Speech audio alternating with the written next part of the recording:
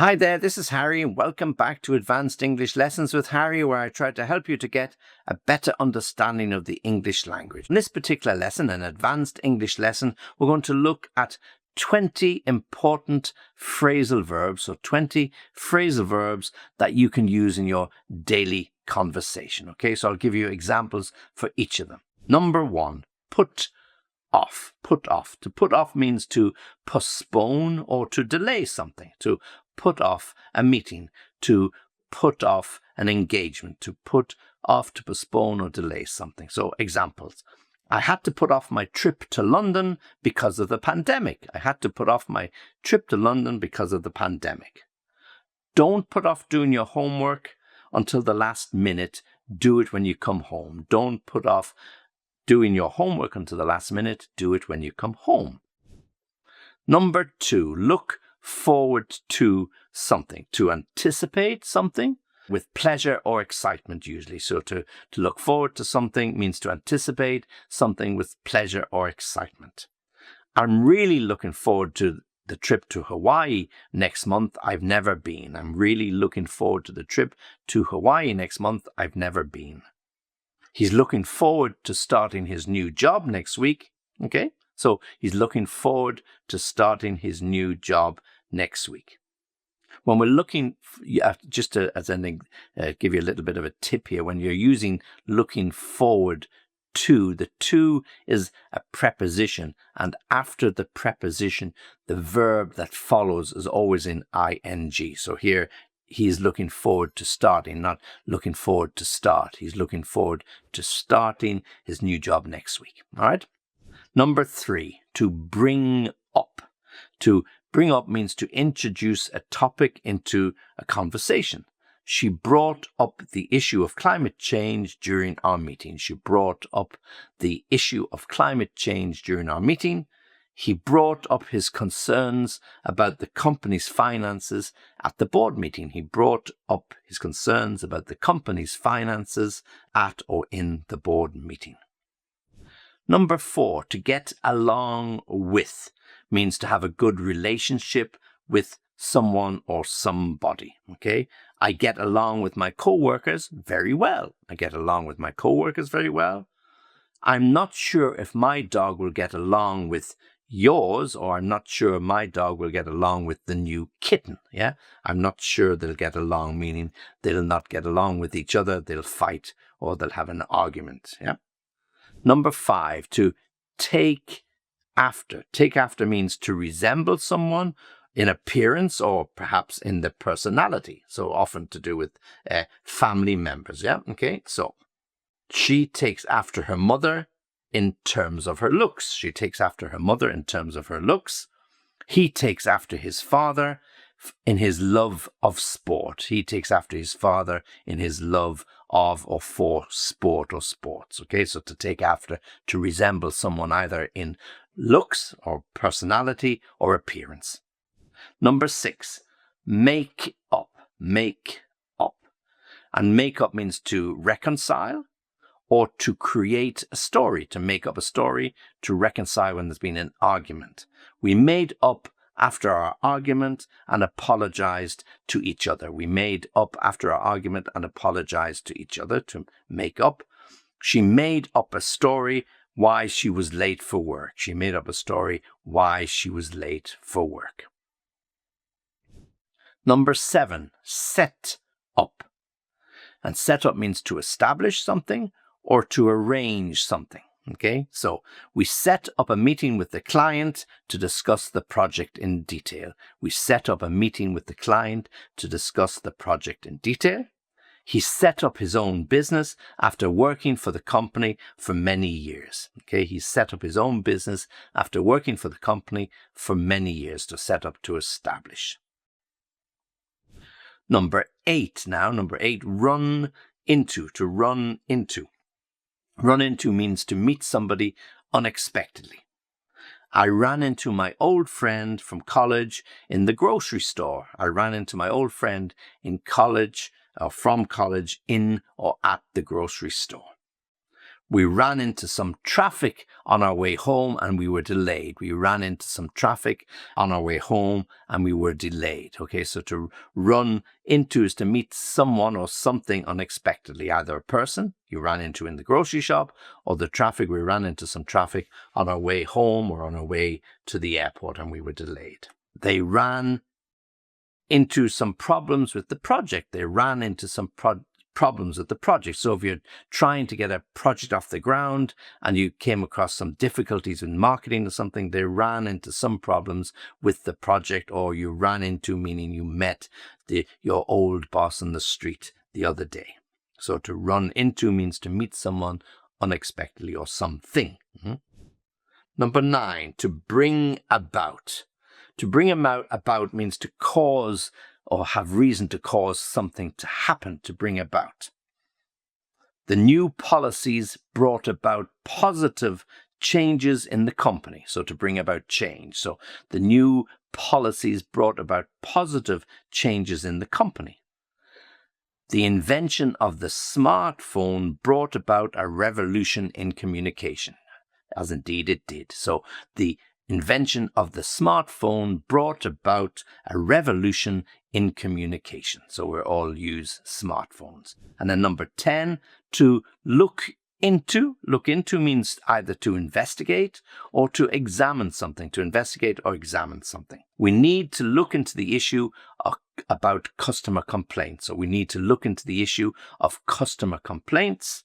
The police are looking into the matter of the missing person. The police are looking into the matter of the missing person. So they are investigating, they're looking into it, whereas we need to look into the issue of customer complaints. We need to examine that in a little bit of detail. And if you like this particular lesson, then please like the video, and if you can, subscribe to the channel, because it really, really helps. And there's lots and lots of you doing that, and it's really appreciated. I appreciate it. So if you can do that, that'd be really great. Okay, so we're moving now on to number 11, and just in case you forgot or you need a little bit of a reminder what we're talking about, this is an advanced English lesson looking at some really important phrasal verbs for everyday use. So number 11, to come across, and it means to meet or find or discover something by chance, okay, to come across, so it wasn't planned, in other words. I came across an old friend in the supermarket. I came across an old friend that I hadn't seen for many, many years. He came across some interesting information while doing his research. He came across some interesting information while doing his research. So he found something of interest to come across. Number 12, take up. Take up. And take up means to start a new hobby, for example, or a new activity, to take up. I've decided to take up tennis. I've decided to take up tennis. She took up photography as her latest hobby. She took up photography as her latest hobby. So when you take up something, you start, and it's usually a new hobby or a new activity. Why don't you take up something interesting? Okay, to take up or to start something. Number 13, to put up with, and it means to tolerate or to endure something usually unpleasant or not so nice. Yeah, so to put up with, to tolerate or endure something unpleasant. I don't know how he puts up with his noisy neighbors. I don't know how he puts up with his noisy neighbors.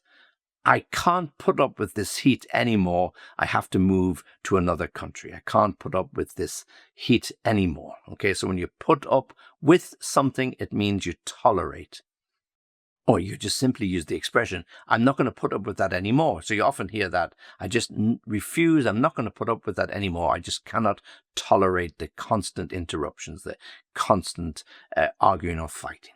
Number 15, to settle down. To settle down. To settle down means to establish a life, but a stable life, to settle down. He wants to settle down and start a family. He wants to settle down and start a family. And after years of traveling, she finally settled down in a small town on the coast. So after years of traveling, she finally settled down in a small town on the coast. Number 16, to turn down. Turn down means to reject or refuse something. So you can reject or refuse an offer or a request. Okay, so I had to turn down the job offer. Okay, so this would be a good opportunity to use it. I had to turn down the job offer because of the low salary. I had to turn down the job offer because of the low salary. She turned down the invitation to go out on a date. She turned down the invitation to go out on a date. So I had to turn down the job offer because the salary was too low, or she turned down the invitation to go out on a date because she didn't really fancy the guy. Okay? All right, let's move on to number 17. Okay, and 17 is breakdown. Okay, still using that preposition down. So 17, breakdown. And breakdown means to something that stops functioning, stops working, or you want to divide something into smaller parts. So let me give you a couple of examples of that. My car broke down on the way to work. My car broke down, so it stopped functioning, it stopped working, it broke down on the way to work. Or if we talk about breaking down to smaller parts, let's break down the problem into smaller, more manageable pieces. Let's break down the problem into smaller, more manageable parts or pieces. So everybody takes a bit of the problem and we'll resolve it together. So to break something down into smaller parts. So number 17, break down. Number 18 is to give up. Okay, give up usually means to stop trying. Okay, or to concede some ground, or to concede defeat. Okay, so I refuse to give up on my dream. So whatever your dream is, you want to be a professional footballer or you want to work in the city. So I refuse to give up on my dreams. I'm not going to stop dreaming or thinking that I can do that or achieve it. And after 2 hours of searching, the police gave up looking for the criminals. After 2 hours of searching, the police gave up looking for the criminals. They stopped the search for that time, not perhaps permanently, but they conceded that they weren't able to find them. They had disappeared. So to give up, to stop searching, or to concede defeat, to give in. Number 19, carry on, carry on. And that means to continue doing whatever you were doing, to continue doing something. So despite the rain, we decided to carry on with our picnic. Despite the rain, we decided to carry on with our picnic. The teacher told the students to carry on with their schoolwork while she stepped out of the classroom for a minute. So the teacher told them to carry on with the schoolwork while she stepped out of the room for a minute or a few minutes. Okay, so to carry on.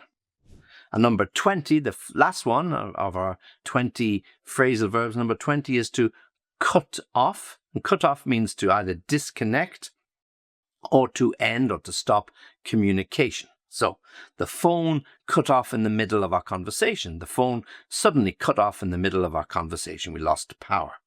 During the storm, the power was cut off and we had no electricity for many hours. So during the storm, the power was cut off and we had no electricity for many hours. Okay, so there you've got 20 really good phrasal verbs that you can use in any particular situation. I've given you examples of each of them, so what I want you to do is practice them, but don't just practice the examples that I've given you. Come up with some of your own ideas and see, do they work? They might not always work, but just try to use them and make sure when you're using a phrasal verb that the verb has the same tenses as any ordinary verb and use the preposition that's appropriate with the particular verb, and that will give you your phrasal verb. Practice them. If you have any problems, come back to me and I'll happily give you some more suggestions, ideas, and practical workable examples. Okay, this is Harry thanking you for watching, thanking you for listening. As always, don't forget to come back and join me for the next lesson.